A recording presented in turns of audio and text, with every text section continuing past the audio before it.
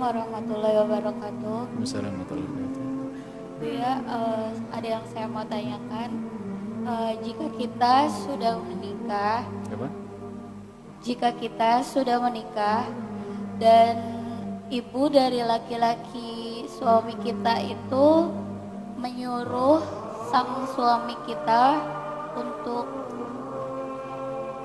bercerai dengan kita, sang istri, apakah yang sebaiknya dilakukan oleh sang suami? Apakah harus menuruti perkataan sang ibunya atau bagaimana Bu ya? Suami. Ya, terima kasih. Assalamualaikum warahmatullahi wabarakatuh.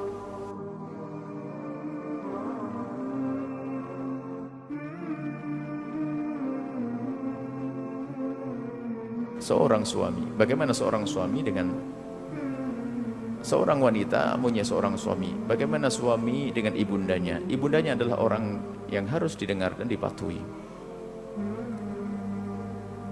Pertanyaannya, bagaimana sikap seorang suami kepada ibundanya? Kami jawab terlebih dahulu. Hei para istri, saya tidak akan ngomong tentang suami. Selalu jawaban ada yang lebih penting. Hei para istri, bantulah suamimu untuk benar-benar baik sama ibunya. Selesai, itu jawabannya. Hei para istri yang soleha, bantulah semampumu agar suamimu itu menjadi anak yang berbakti kepada ibunya. Mau apa lagi setelah itu? Jangan sampai engkau meracuni suamimu, mengajari suamimu kurang ajar sama ibundanya. Ini kaidah. Adapun seorang suami sudah dapat perintah dari Allah, istrimu kasih nafkah, cintai, ini perintah dari Allah. Cuma ada sebagian seorang istri ini ya nasib buruk. Suatu ketika ada seorang istri ngadep, marah-marah, "Oh ya, suami saya kayak punya istri dua." Kayak punya istri dua, kok kayak punya istri? Maksudnya gimana? Gimana sih punya aturan dalam Islam itu? Masa suami saya itu setiap dapat gaji dibagi dua, separuh buat ibunya, separuh buat saya? Oh gitu ceritanya, kayak punya istri dua ini. Oh berarti kalau begini saya baru nangkapnya nggak bener nih ibu. Kok gitu Bu ya? Ibu dicukupi? Ya cukup sih, tapi kenapa bagi rezeki yang kok gitu? Subhanallah ibu, suami adalah ahli surga, masih ingat dengan ibundanya. Separuh gajinya juga tinggi, cuman kadang kebusukan hati seorang perempuan. Hati-hati. Tapi ini ahli surga semuanya.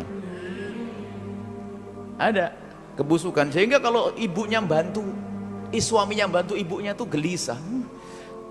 Akan tapi istri yang soleh akan selalu berkata, "Abang, bagaimana ibu bantu ibu?" Begitu juga sebaliknya wahai para suami. Kalau engkau adalah suami yang hebat, suami yang soleh, akan selalu membantu istrinya untuk berbuat baik kepada ibundanya, berbuat baik kepada ayahandanya. Maka kaidah untuk menciptakan keindahan dalam rumah tangga adalah bantulah pasanganmu untuk berbuat baik dengan orang tuanya. Selesai. Ini rumus yang indah, sederhana. Makanya Anda tidak usah gundah kalau suamimu ternyata baik benar kepada ibundanya. Maka engkau bersyukur, suamiku ahli surga. Dengan ibunya baik, dengan ibunya mengabdi, dengan ibundanya sopan. Akan tapi hati-hati. Kalau engkau punya suami yang kurang ajar sama ibunya, berarti suamimu adalah iblis dan ahli neraka. Pilih mana? Ada sebagian istri salah memilih suami. Pengennya suaminya jadi iblis. Dengan saya saja, ibu tinggalin. Oh ya. Nah, ini kan tidak benar. Akan tapi ketahuilah, semuanya ada wa'tikulladhi haqqin haqqah. Wahai para suami,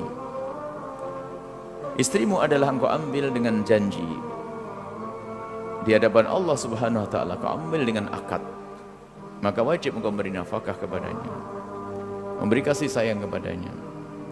Jadi ibundamu yang telah melahirkanmu, mendidikmu, merawatmu. Maka sesungguhnya harus adil dalam hal yang semacam ini. Tidak boleh kepada ibu saja sampai istri terlantar, juga salah. Apalagi memperhatikan istri, orang tua menjadi terlantar, dan ini kebanyakan. Sebab dalam kisah berbakti kepada orang tua, kisah durhaka kepada orang tua yang terjadi pada zaman Nabi adalah rata-rata seorang laki-laki itu banyak durhaka kepada orang tuanya adalah di saat mulai menikah. Kisah Alqamah. Istrinya tuh dia saat ingin bantu suaminya, bang, tapi anak kita mau kuliah, kontrakan rumah, mobil, segala macam, neraka. Nah ini istri yang nggak bener. Tapi kalau istri solehah seperti ini, masya Allah, luar biasa. Beruntunglah bapak punya istri-istri itu.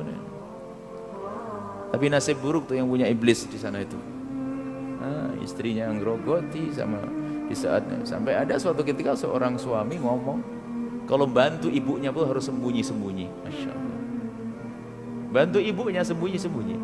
Ada seorang istri membantu ibunya juga sembunyi-sembunyi. Kenapa kok tidak dikirim bareng-bareng suami istri? Abah, Allah, ibu indah.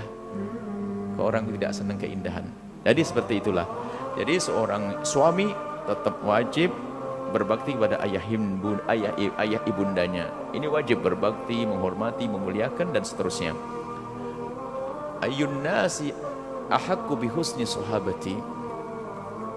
Ada seorang laki-laki bertanya kepada Rasulullah, siapakah orang yang paling berhak untuk aku perlakukan baik dalam hidup ini? Apakah istriku atau yang lainnya? Seorang laki-laki, saya. Dijawab, ummuk, ibumu. Ini laki-laki. Tapi seorang istri, siapa orang yang paling berhak aku perlakukan baik adalah suamimu. Ini aturan. Makanya suami yang baik adalah yang paling membantu istrinya untuk berbakti pada orang tuanya. Jangan seperti seorang suami yang salah baca kitab, sehingga setelah menikah istrinya dilarang, awas ya, kamu sudah diberikan oleh ibumu kepadaku, jangan ke rumahnya ya. Tidak boleh ke rumahnya. Wah, ini pasti waktu nyantri itu ngantuk, ngeliwat tok, itu tidak pernah ngaji. Makanya salah. Istrinya mau ke rumah ibunya nggak boleh. Sudah diserahkan, kamu tanggung jawab saya.